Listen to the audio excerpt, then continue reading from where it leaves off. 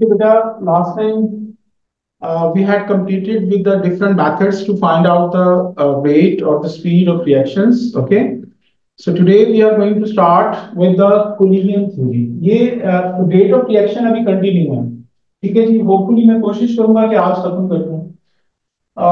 Coulombian theory.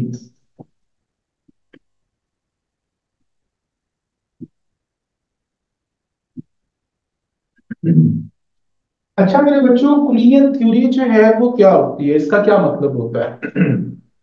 इसको जरा ध्यान से सुनिएगा.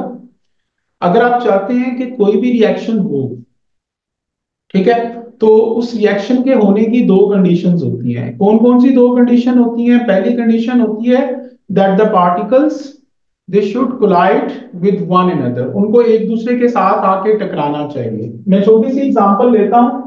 आपके पास ये H2 है और ये Cl2 है.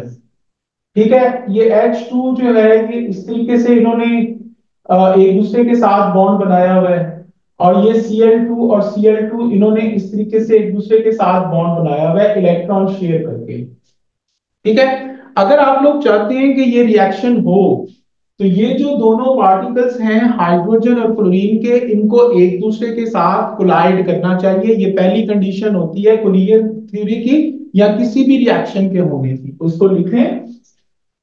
कुलियन थ्योरी जो है वो हमें क्या बताती है? The particles of reactants should collide with one another. ठीक है जी, ये पहली आपकी कुलियन थ्योरी की कंडीशन है. अच्छा जी, अब जब पार्टिकल्स एक दूसरे के साथ कोलाइड कर लेते हैं तो क्या रिएक्शन हो जाएगा? तो फिर भी जरूरी नहीं है कि रिएक्शन होगा. फिर उसके बाद अगली कंडीशन जो है वो अप्लाई होती है, और वो अगली कंडीशन मेरे बच्चों क्या होती है कि जो पार्टिकल्स हैं रिएक्टेंट्स के, उनको जब एक दूसरे के साथ टकराने, तो वो इतनी जोर से एक दूसरे के साथ टकराना है कि वो एक दूसरे के अंदर ही घुस जाएं. इतनी जोर से टकराना है. ठीक है, यानी ये नहीं है कि ये दो पार्टिकल्स हैं एक दूसरे के करीब आए हैं, आके बस ऐसे हल्का सा टच करके ये इधर चला गया ये इधर चला गया. नहीं, वो रिएक्शन नहीं होगा. रिएक्शन तब होगा कि ये जो पार्टिकल्स हैं भाई, ये एक दूसरे से टकराए और एक दूसरे के अंदर घुस जाए इस तरीके से. ठीक है जी, इसकी मैं एग्जांपल आपको देता हूं. ये देखें, ये दोनों टकराए हैं तो ये इस तरीके से एक दूसरे के अंदर घुस गए हैं जी, लाइक दैट. ठीक है जी, ये नए बॉन्ड बना दें, यहां पे नए बॉन्ड बन जाए और पुराने बॉन्ड यहां से टूट जाए, ये टूट जाए, ये भी टूट जाए यहां से. ठीक है, और वो जो उतरे हैं वो खुद आपस में मिलके जो है वो नए बॉन्ड बना दें इस तरीके से. ठीक है जी, तो वो उसके लिए क्या शर्त है कि पार्टिकल्स को एक दूसरे के साथ कोलाइड करना चाहिए बहुत जोर से. और वो जो जोर है वो कैसे आएगा? उनके पास एक खास एनर्जी होगी. उस एनर्जी को मेरे बच्चों हम कहते हैं एक्टिवेशन एनर्जी.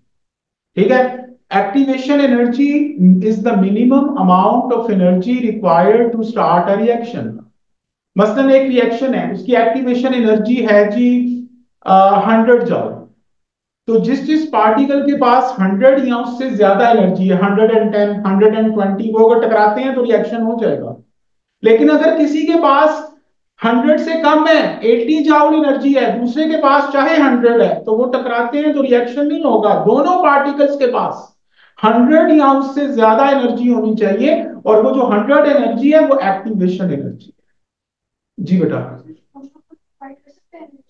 बिल्कुल. जब हीट करते हैं तो उनकी मूवमेंट स्पीड से हो जाती है ना, तो एक्टिवेशन एनर्जी बढ़ जाती है मेरे बच्चों. ठीक है जी, तो दूसरा तरीका क्या होता है? The colliding particles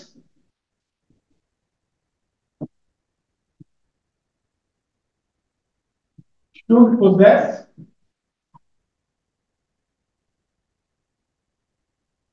energy equal to or greater than activation energy. ठीक है जी, और एक्टिवेशन एनर्जी मैं आपको बता चुका हूं कि किसी भी रिएक्शन को स्टार्ट करने के लिए हमें जो उसको मिनिमम अमाउंट में एनर्जी देनी पड़ती है उसको हम लोग एक्टिवेशन एनर्जी कहते हैं, इसको ई ए से शो करते हैं। तो मेरे प्यारे और बहादुर बच्चों, पहली चीज, जब भी कोई रिएक्शन करवाना है तो पार्टिकल्स को एक दूसरे के साथ टकराना चाहिए, कोलाइड करना चाहिए। दूसरी कंडीशन क्या है कि कुलियन अकेली से काम नहीं बनना, उनकी कुलियन इतनी जोर से होनी चाहिए कि वो एक दूसरे के अंदर घुस जाएं, नए बॉन्ड्स बना दें और पुराने बॉन्ड्स को ब्रेक कर दें। और वो जो उनकी कुलियन है मेरे बच्चों, उसके लिए उनके पास जो एनर्जी होती है उसको एक्टिवेशन एनर्जी का जो है वो हम लोग नाम देते हैं। ठीक है जी, everyone got it? Hafsa, are you asking something बेटा? अंकल की आवाज नहीं आ हफ्सा, ये बंद करो, ये तुम्हारा ये माइक ओपन है। ओके रेडी हो गई यार, मैंने एग्जांपल दे, खुदा के लिए मुझे माफ कर दे, वो एक मिसाल देती है पाए, हमेशा 100 नहीं होगी खुदा के बंदे, हर रिएक्शन के लिए पता नहीं कितनी हो सकती है। मैं तो वैसे ही एग्जांपल दी है, उसको 100 ना लिखने बैठ गई खुदा। चलिए जी, अब हम शुरू करने जा रहे हैं factors affecting the rate of reaction. अच्छा जी, कौन कौन से फैक्टर्स जो है वो रेट को इफेक्ट कर सकते हैं? 5 फैक्टर्स हैं। इनमें सबसे पहला जो फैक्टर है that is the concentration of reactants. दूसरा जो फैक्टर है मेरे बच्चों दैट इज द टेम्परेचर। तीसरा जो फैक्टर है दैट इज द प्रेशर। और चौथा जो रिएक्शन है that is the particle size. और फिफ्थ जो है वो दैट इज द कैटलिस्ट। ये 5 आपके जो है वो फैक्टर्स ऐसे हैं जो कि स्पीड को इफेक्ट कर सकते हैं जी। सर गैसेस के अलावा भी प्रेशर होगा जो इफेक्ट करेगा? सॉरी, यानी कि सिर्फ गैसेस में ही प्रेशर इफेक्ट करेगा? सिर्फ प्रेशर इफेक्ट ही तब करता है जब चीजें गैसेस हों। ठीक है, इफ रिएक्टेंट्स आर गैसेस।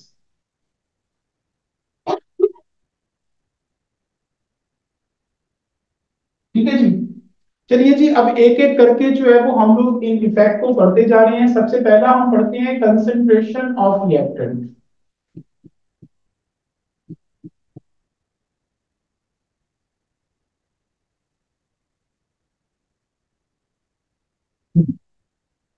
अब यहां पे आ, मैं एक्सपेरिमेंट कर रहा हूं जी, मैग्नीशियम है, ये हाइड्रोक्लोरिक एसिड के साथ मिलता है, ये बनता है MgCl2 और प्लस H2। ठीक है जी, अब मैं यहाँ पे इसके लिए 2 एक्सपेरिमेंट कर रहा हूं। सबसे पहले एक्सपेरिमेंट 1 और दूसरा एक्सपेरिमेंट 2। ठीक है जी, यहाँ पे मैं पहली चीज जो ले रहा हूं दैट इज मैग्नीशियम। मैग्नीशियम इसमें 2 ग्राम है और इसमें भी मैग्नीशियम जो है ये 2 ग्राम है। ठीक है, दूसरी चीज मैं ले रहा हूं HCl। HCl मैं यहाँ पे ले रहा हूं एक्सेस में। एक्सेस का मतलब ज्यादा अमाउंट में। अब मैंने आपको एक और चीज भी बतानी है इसके बाद, अगर ये एक्सेस में ना होता तो तब क्या होना था।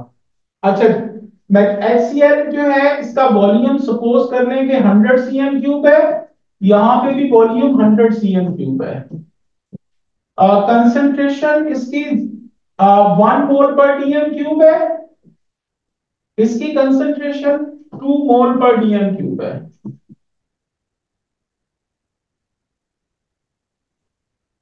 ठीक है जी, अच्छा मेरे बच्चों, अब जरा ध्यान से इस चीज को समझ लीजिएगा। ये कंसंट्रेशन किस बला का नाम है, इसका मतलब क्या होता है?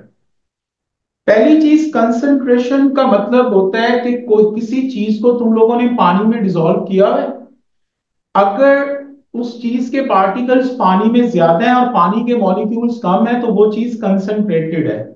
मसलन तुम लोग नमक ले लो, पानी में डाल दो, नमक काफी ज्यादा डाल देते हो, ठीक है, नमक के पार्टिकल्स पानी में ज्यादा हैं और पानी कम है तो वो कंसंट्रेटेड सॉल्यूशन होगा नमक का। अगर तुम लोग नमक कम डालते हो और पानी ज्यादा है तो उस वक्त वो डाइल्यूट सोल्यूशन होगा। ठीक है जी।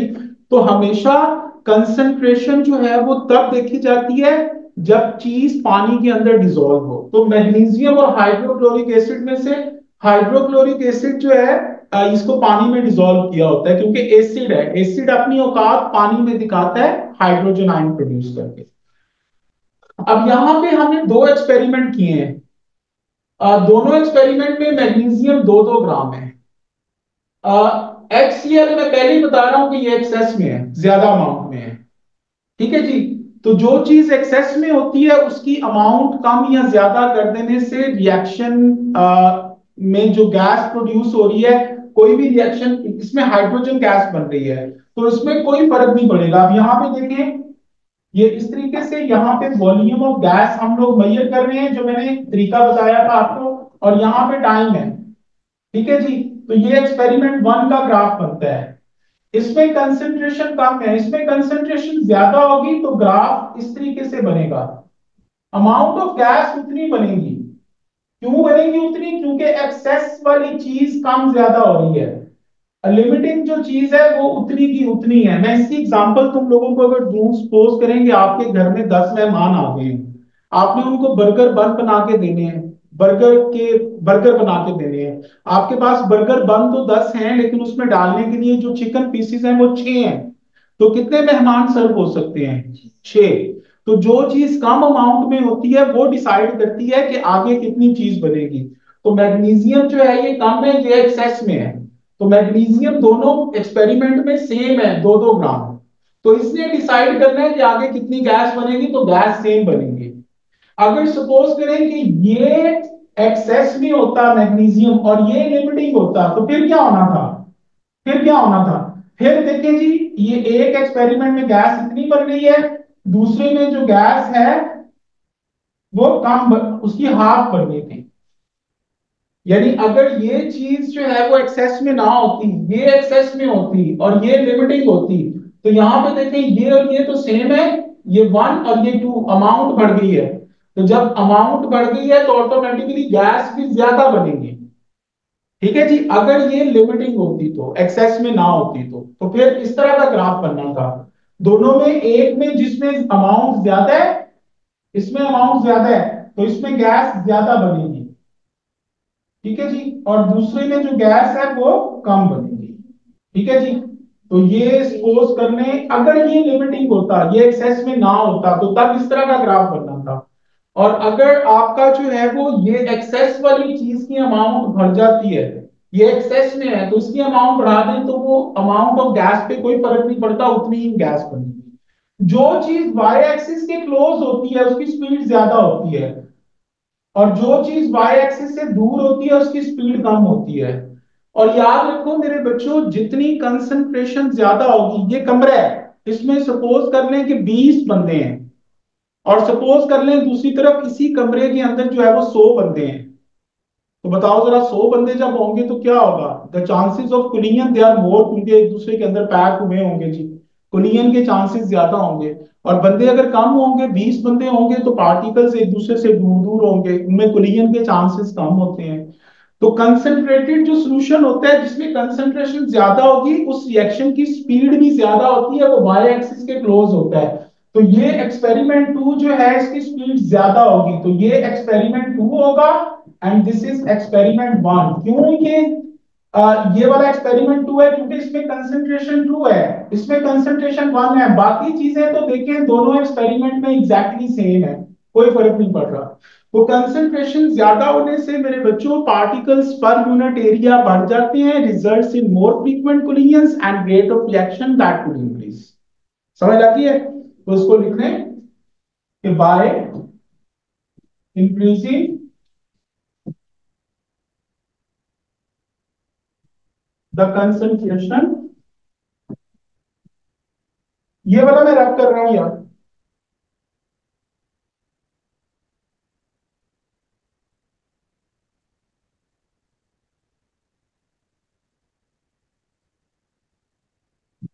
Particles per unit area increases result in more frequent collisions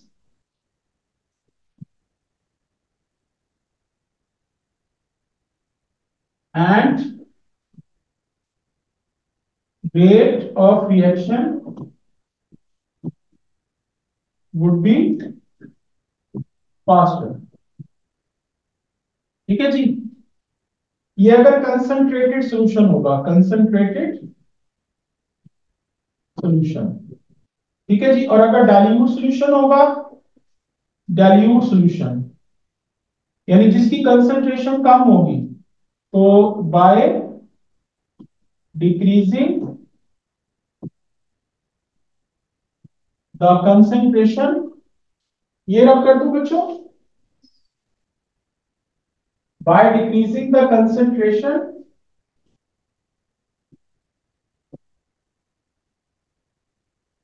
particles per unit area decreases, result in less collisions and rate of reaction। बेटा कोई प्रॉब्लम है मुझसे पूछ रहे हैं?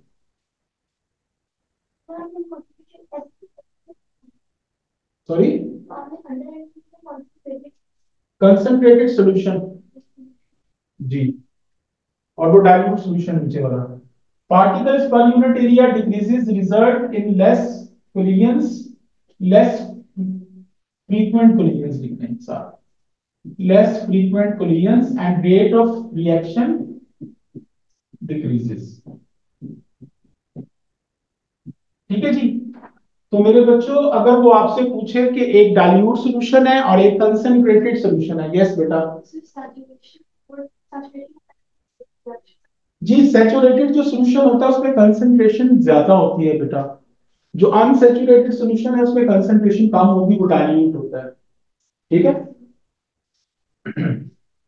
अच्छा जी, ये दूसरा फैक्टर हम लोग पढ़ रहे हैं, that is my dear pressure, बल्कि टेम्परेचर है दूसरा फैक्टर।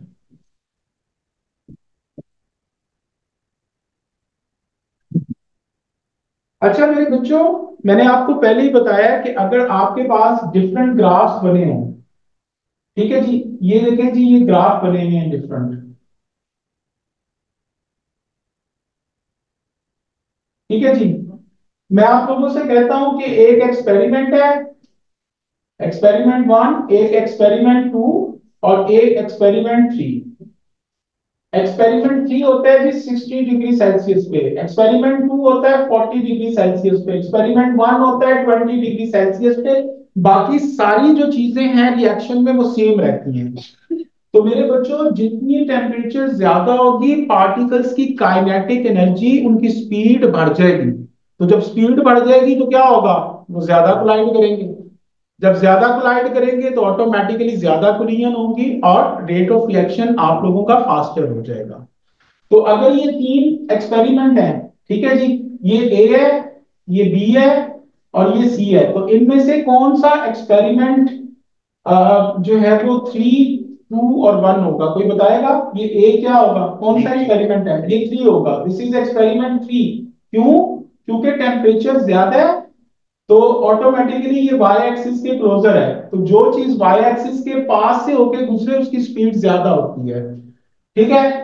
सी क्या होगा, एक्सपेरिमेंट 1 होगा, और बी क्या होगा, एक्सपेरिमेंट 2 होगा। ठीक है जी। तो टेम्परेचर के बढ़ाने से particles gain kinetic energy, results in more frequent collisions and rate of reaction increases, whereas by decreasing the temperature particles lose kinetic energy, results in less collisions and rate of reaction decreases। तो इसको लिख लीजिए, by increasing the temperature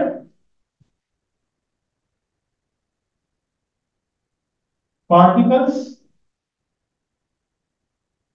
gain kinetic energy results in more frequent collisions and rate of reaction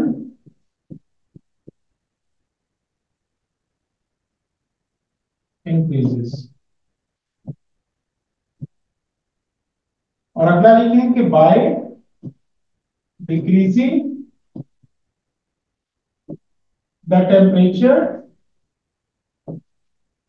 particles lose kinetic energy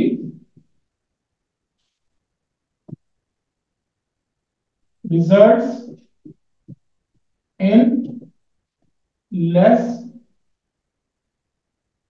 collisions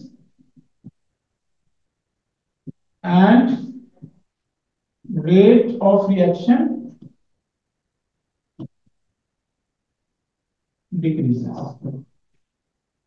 ठीक है बच्चों, तो ये temperature का इफेक्ट है। पेपर में अक्सर वो आप लोगों से ये क्वेश्चन पूछ लेता है कि टेम्परेचर के बढ़ाने या कम करने से रेट पे क्या फर्क पड़ता है। तो रेट जो है वो टेम्परेचर के बढ़ाने से ज्यादा हो जाएगा, क्योंकि जो पार्टिकल्स हैं उनकी मूवमेंट फास्ट हो जाएगी, दे गेन काइनेटिक एनर्जी। ये वाला रब कर दूं बच्चों, कंसंट्रेशन वाला। The third one that is pressure. अच्छा जी, प्रेशर सबसे पहली चीज सिर्फ गैसेस पे जो है वो अप्लाई होता है और किसी चीज पे अप्लाई नहीं होता, ये ध्यान में रखना। Gases is only applicable on the gases pressure से।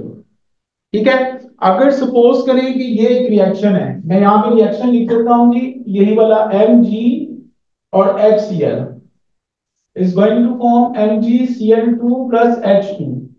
Mg सॉलिड होता है और ये एक्वस होता है। रिएक्टेंट्स को देखना है, प्रोडक्ट को नहीं देखना। तो अगर मैं पूछूं कि प्रेशर के बढ़ाने से इस रिएक्शन के रेट पे क्या फर्क पड़ेगा, कोई पड़ेगा जी? नहीं होगा। क्यों? क्योंकि यहाँ पे ये सॉलिड और एक्वस है। प्रेशर इफेक्ट ही तब करता है जब चीजें गैसेस हो। तो ये तो गैस यहाँ पे है ही कोई नहीं, तो प्रेशर के बढ़ाने या कम करने से इसके वेट पे कोई फर्क नहीं पड़ता। तो ये ध्यान में रखें कि प्रेशर तब इफेक्ट करता है जब रिएक्टेंट्स में कोई चीज गैस हो। ठीक है जी, यानी गैसेस हो कहां पे? रिएक्टेंट्स के अंदर। ठीक है जी, तो इसका क्या होता है कि अगर प्रेशर आप लोग इंक्रीज करोगे, ये देखें, प्रेशर इंक्रीज करोगे, प्रेशर के इंक्रीज करने से क्या होगा? पार्टिकल्स एक दूसरे के क्लोज आ जाएंगे, पास पास आ जाएंगे।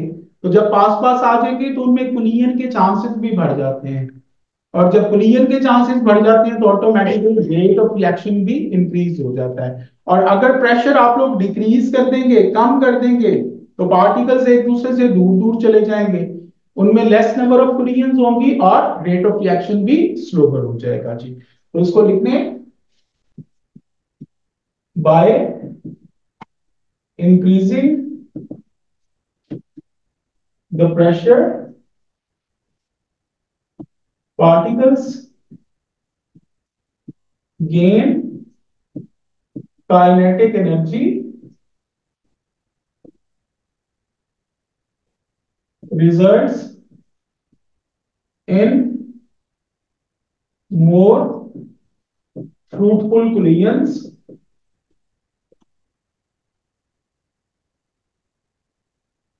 and rate of reaction increases। ठीक है जी, और अगला पॉइंट देख रहे हैं,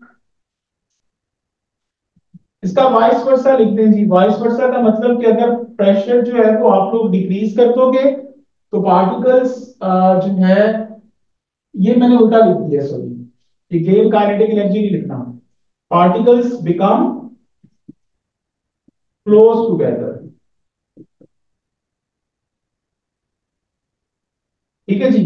अच्छा, वाइस वर्सा क्या लिखोगे कि by decreasing the pressure particles become far apart. Close together की जगह फार अपार्ट लिख देंगे, results in less number of collisions, और रेट ऑफ रिएक्शन आप लोगों का डिक्रीज कर जाएगा। You got it? अच्छा जी, फिफ्थ चीज पे आते हैं मेरे बच्चों, सॉरी फोर्थ चीज पे, पार्टिकल साइज है। सर ये फ्रूटफुल मतलब फ्रीक्वेंटली है। जी जी। पार्टिकल साइज जो है, ये सपोज करें कि एक रिएक्शन है, calcium carbonate plus HCl is going to form CaCl2 plus H2O plus CO2। ठीक है जी, हम लोग इसके लिए भी दो एक्सपेरिमेंट कर रहे हैं, एक्सपेरिमेंट 1 और एक्सपेरिमेंट 2। ठीक है जी। दोनों केसेस में कैल्शियम कार्बोनेट 5 ग्राम है, यहां पे भी कैल्शियम कार्बोनेट 5 ग्राम है। यहां पे HCl जो है ये आपका एक्सेस में है, HCl that is in excess. ठीक है जी। HCl का वॉल्यूम जो है वो 100 cm³ है और कंसंट्रेशन 1 मोल पर dm³ है। इसी तरह यहां पे HCl का वॉल्यूम 100 cm³ है और कंसंट्रेशन भी 1 मोल पर dm³ है। ये वाला रिएक्शन 40 डिग्री सेल्सियस पे हो रहा है और ये वाला भी 40 डिग्री सेल्सियस पे हो रहा है। तो my dear students, if you look in both of the reaction, कोई फर्क नजर आ रहा है किसी को? नो। कोई फर्क नहीं है, हर चीज सेम है।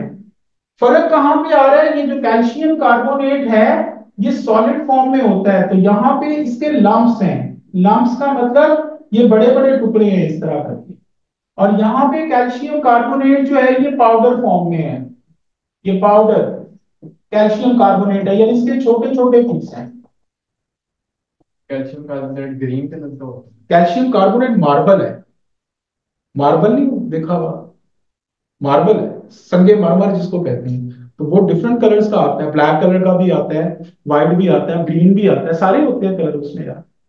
ठीक है। तो कैल्शियम कार्बोनेट एक जगह पे इसके लम्प्स हैं, टुकड़े हैं बड़े बड़े, और एक जगह पे इसको पाउडर बनाया हुआ है। ठीक है। तो अगर इसके बड़े बड़े टुकड़े होंगे तो इसके ऊपर आके जो ये HCl के पार्टिकल्स लग रहे हैं, वो इसका सरफेस एरिया कम है एक्सपोज फॉर कोलिजन। ठीक है जी, मैं इसकी एग्जांपल देता हूं। ये देखिए जी, ये आपके पास एक पेज है। ठीक है जी, ये एक पेज है, ये बड़ा पेज है।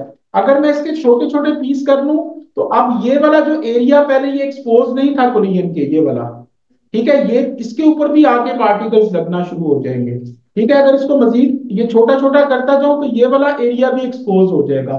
तो जितनी कोई चीज छोटी होगी उसका पार्टिकल साइज छोटा होगा, पाउडर फॉर्म में वो चीज होगी, तो उसका जो एरिया एक्सपोज्ड फॉर कोलिजन है वो ग्रेटर होगा।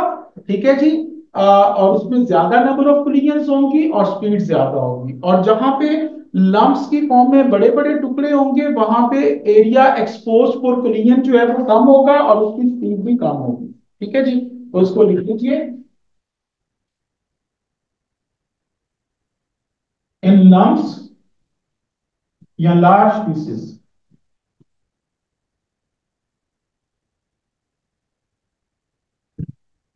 The area exposed for collision is less, results in less frequent collisions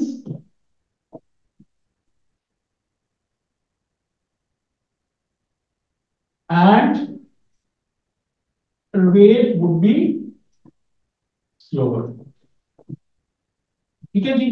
और दूसरा, in powder form the area exposed for collisions is greater, results in more frequent collisions।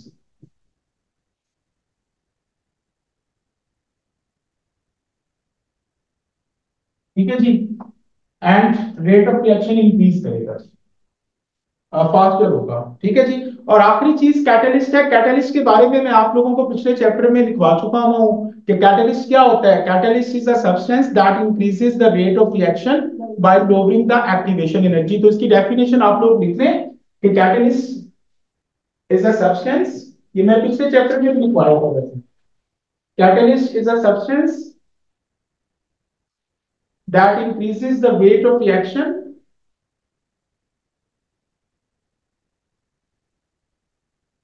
by lowering the activation energy. Lowering the activation energy and saves our energy cost. ठीक है जी, तो ये 5 चीजें हैं जो कि रेट को कम या ज्यादा कर सकती हैं। ठीक है, that's it for today guys, everybody have a nice time, take care, अल्लाह हाफिज।